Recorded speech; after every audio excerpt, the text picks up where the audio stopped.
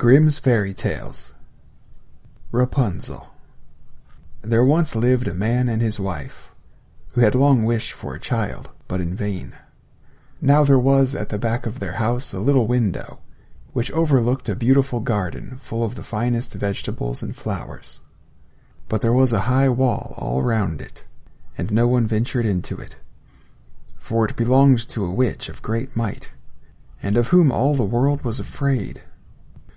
One day, when the wife was standing at the window, and looking into the garden, she saw a bed filled with the finest rampion, and it looked so fresh and green that she began to wish for some, and at length she longed for it greatly.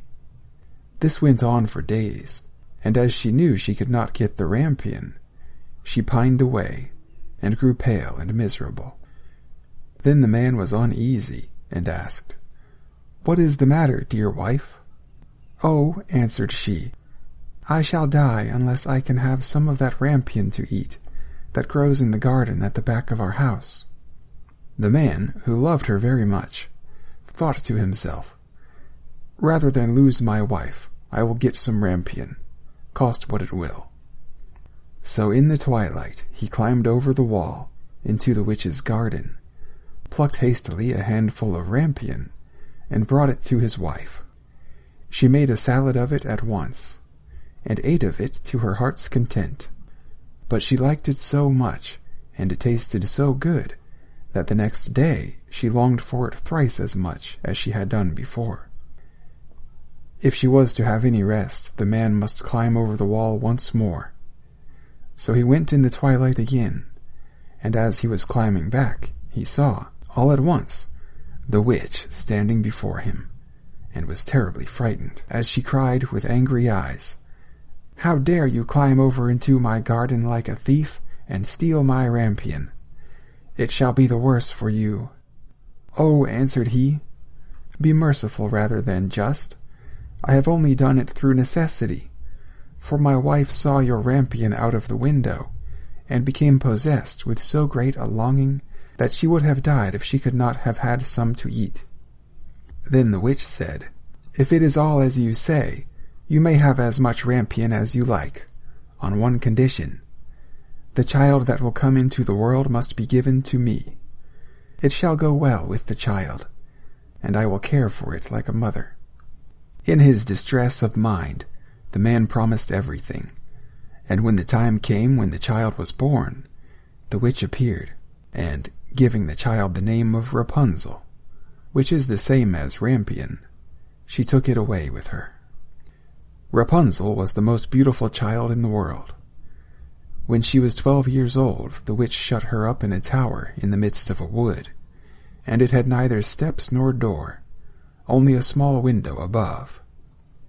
When the witch wished to be let in, she would stand below and would cry, "Rapunzel, Rapunzel, let down your hair." Rapunzel had beautiful long hair that shone like gold.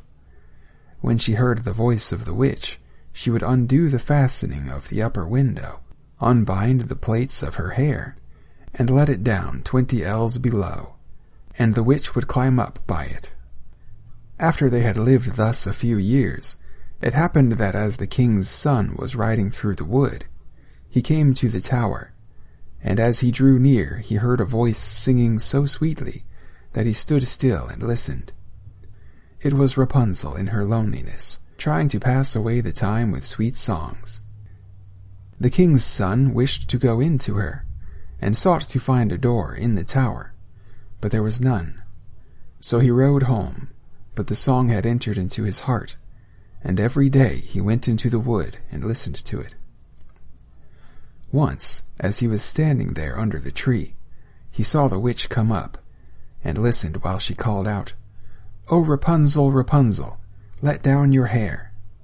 Then he saw how Rapunzel let down her long tresses, and how the witch climbed up by them, and went in to her. And he said to himself, "Since that is the ladder, I will climb it, and seek my fortune." And the next day, as soon as it began to grow dusk, he went to the tower and cried, "Oh, Rapunzel, Rapunzel, let down your hair." And she let down her hair, and the king's son climbed up by it. Rapunzel was greatly terrified when she saw that a man had come into her, for she had never seen one before.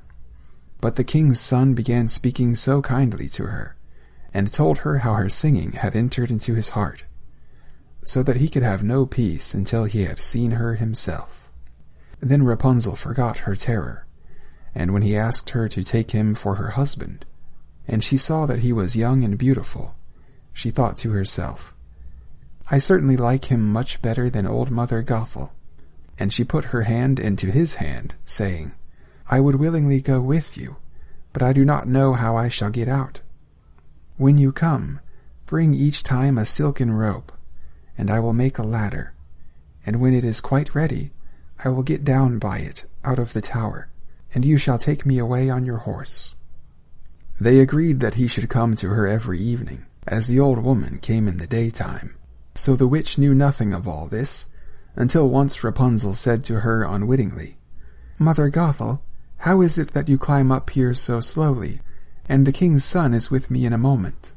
"Oh, wicked child," cried the witch, "what is this I hear? I thought I had hidden you from all the world, and you have betrayed me." In her anger she seized Rapunzel by her beautiful hair, struck her several times with her left hand, and then grasping a pair of shears in her right, snip-snap, the beautiful locks lay on the ground. And she was so hard-hearted that she took Rapunzel and put her in a waste and desert place, where she lived in great woe and misery. The same day on which she took Rapunzel away, she went back to the tower in the evening, and made fast the severed locks of hair to the window hasp. And the king's son came and cried, "Rapunzel, Rapunzel, let down your hair." Then she let the hair down, and the king's son climbed up. But instead of his dearest Rapunzel, he found the witch looking at him with wicked, glittering eyes. "Aha!" cried she, mocking him. "You came for your darling, but the sweet bird sits no longer in the nest, and sings no more. The cat has got her, and will scratch out your eyes as well. Rapunzel is lost to you. You will see her no more." The king's son was beside himself with grief, and in his agony he sprang from the tower. He escaped with life, but the thorns on which he fell put out his eyes. Then he wandered blind through the wood, eating nothing but roots and berries, and doing nothing but lament and weep for the loss of his dearest wife. So he wandered several years in misery, until at last he came to the desert place, where Rapunzel lived with her twin children that she had borne, a boy and a girl. At first he heard a voice that he thought he knew, and when he reached the place from which it seemed to come, Rapunzel knew him, and fell on his neck and wept, and when her tears touched his eyes they became clear again, and he could see with them as well as ever. Then he took her to his kingdom, where he was received with great joy, and there they lived long and happily.